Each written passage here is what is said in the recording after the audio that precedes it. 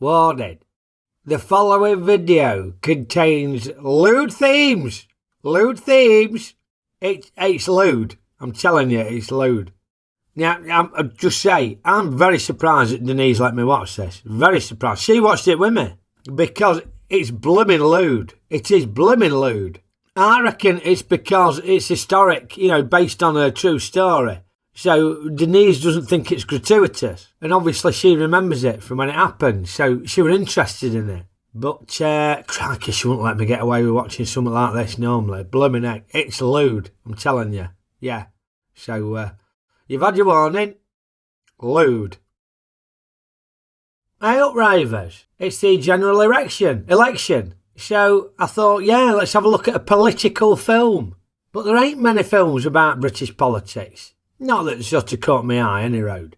So we're going back to the 60s for the Profumo Affair and Scandal. Oh. Lewd.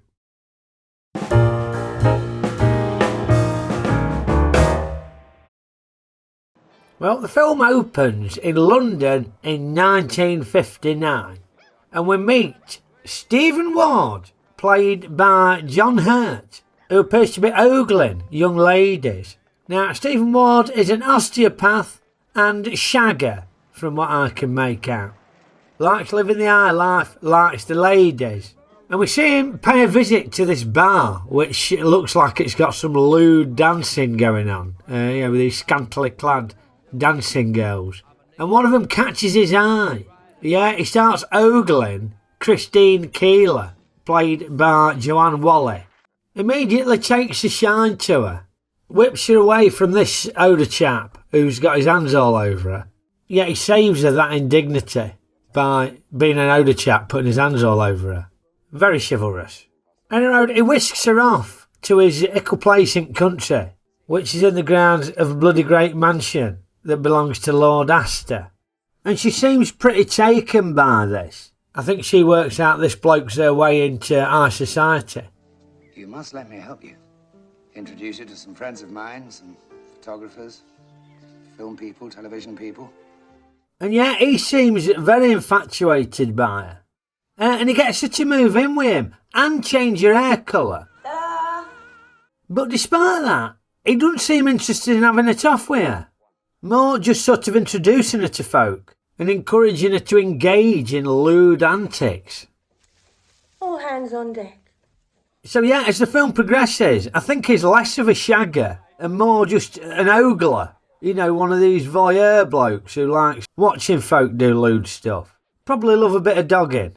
Oh, and in case you're wondering what that thing were that's been pixelated at, well, it were a giant glass todger on the dining table. Bloomin' perverts. Disgusting.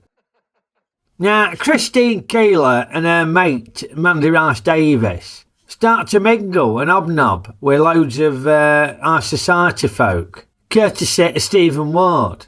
And they end up at loads of lewd parties. I mean, this one, the central heating must have been stuck on full, because pretty much all of them are swanning around stark bollock naked. It's depraved. And this poor fella has got this sign on him saying, "Beat me if I fail to satisfy."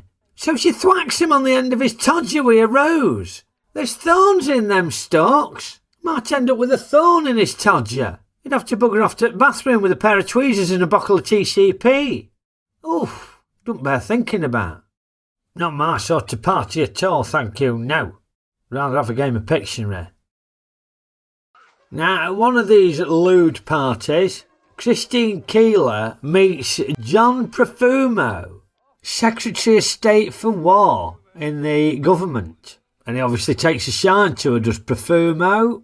And we see him flirting with Keeler, much to the disdain of his wife. She ain't daft, she knows exactly what's going on. Looks like a Downing Street lockdown party, this, doesn't it? Yeah. Now, again, this is a British film. A lot of familiar faces. So it's time for a brand new feature.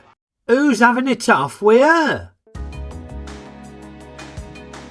Righto, Profumo. That's Ian McKellen with a slaphead wig on. And normally he's got a big beard on, hasn't he, when he's playing Gandalf, or a helmet or something when he's playing Magneto in the X-Men. But yeah, and he were having it off with Christine Keeler. That bloke's Lord Astor, played by Leslie Phillips. Hello. Hello indeed. Yeah, he were having it off with Mandy Rice-Davies. That's Jeroen Krab, playing Eugene Ivanov, a Russian suspected of being a spy. Now, he played a baddie in the Bond film, one of the Bond films. Yeah, he were having it off with Christine Keeler and all. This bloke played Lucky Gordon. Don't know his name, but I think he popped up in Alien 3 as a prisoner. He were having it off with Christine Keeler. This chap is Roland Gift, lead singer of the 1980s band Fine Young Cannibals. He were having it off with Christine Keeler. That bloke's Trevor Eve, who was Shoestring, and in other police procedurals. He had it off with Christine Keeler and Mandy Rice-Davies. Now, evidently, Keeler were having it off with quite a few different chaps. And as the saying goes, loose lips sink ships. And Keeler starts chatting to the press about some of her relationships. So Profumo and Lord Astor start bricking it, in case she blabs about what they've been up to. But rumours start to circulate about dalliances with Profumo and Ivanov. Now, there's implications for having it off with a member of Her Majesty's government, whilst at the same time having it off with a potential Russian spy. Now, as the rumours start to get more widespread, Profumo is forced to make a statement denying any dalliances with Keeler. There was no impropriety whatsoever in my acquaintanceship with Miss Keeler. Now, statements made in the House of Commons are issued on the honour of the member concerned, and therefore have to be accepted by the House without question. But as we've seen more recently, that system falls down when you're dealing with Billy Bullshitters. All guidance was followed completely during number 10. As we now know, that were complete bollocks, because it turns out he were at all the sodding parties. But unlike Johnson, Profumo, he was shamed into resigning once the truth came out. In my statement, I said that there had been no impropriety in my relationship with Christine Keeler. To my very deep regret, I have to admit that this was not true. Bloody good scene this, I reckon, because you can see his wife soldiering on, putting a brave face on. But yeah, he's ruined it, hasn't he, the great Ted. And despite his positive outlook, Stephen Ward's world starts falling apart and all. It'll all blow over, you'll see. These things always do. Oh, no. He gets charged with pimping out Keeler and Rice-Davies, suspected of forcing them to be prostitutes. Prostitution is where a woman offers her body for sexual intercourse or for any act of lewdness for money. Lewd. Now, there's a lot of middle-aged or older blokes ogling over young ladies in this film. Don't feel right. Feels quite lecherous when you're watching it. Go on, let's have it up. Now, is there an argument that these younger ladies are attracted by the power of some of these older blokes? I mean, that's something we've seen throughout history, ain't it? Oh, I can hardly believe it. Little me in the king's arms. Well, it's the best boozer in town. But that dynamic of the older bloke pulling the younger lady reminded me of Tales of the Unexpected, because there were loads of episodes like that where a middle-aged bloke would be having it away with a younger lady and trying to murder his wife.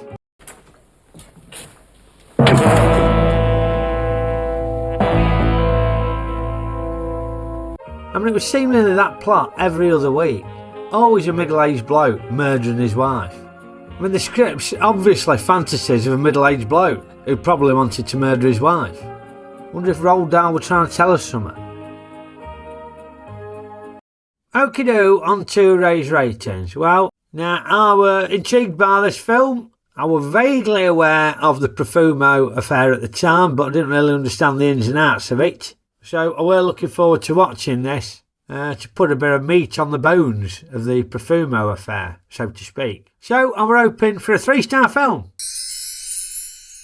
Now, as I said in my one at the start, this were lewd. It were lewd. But in its defence, I didn't feel like it were gratuitously lewd. It were just setting the scene of these sort of hedonistic perverts and their lifestyle. But, you know, it were lewd. And yeah, some very good actors in it. And I did enjoy it. I thought it were good. I didn't think it were brilliant. Almost felt a little bit like they were trying to cram too much in to the running time. And I got lost in places. But I thought it were good and I did enjoy it. So, yeah, I am rating Scandal a 3-star film.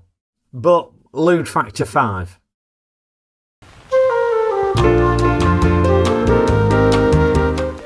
Appalled by the prospect of lewd themes? Or perhaps excited? Well, either way, why not treat yourself to a brand new Ray Ruttle Lewd Themes mug?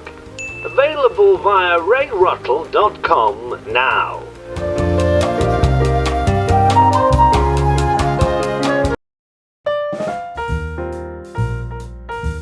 Well, hope you enjoyed my review of Scandal, Rayvers. And if you did, poke the old like button for me. Give it a good old poke. Maybe thwack it with a rose. Oh, no, it's brought back memories of the thorny todger now. No, forget that. Yeah, remember to share our reviews with your mates and subscribe to my channel if you ain't already a subscriber. Very much appreciated. As is all the sharing and all the comments that you lot have been doing. It's been fantastic. Thank you ever so much. I really do appreciate it. And apologies if I don't get around to responding to all your comments, but I love reading them. They're fantastic. Thank you very much for those. Now, big news. I have launched my Patreon. Folk have been saying for ages, oh, do a Patreon, Raymond. So, yeah, finally got my arse in gear. So, if you wanted to support the channel, I'll pop links in the description below. You can pop over to Patreon and become a Ratron or an Ickle Ratron.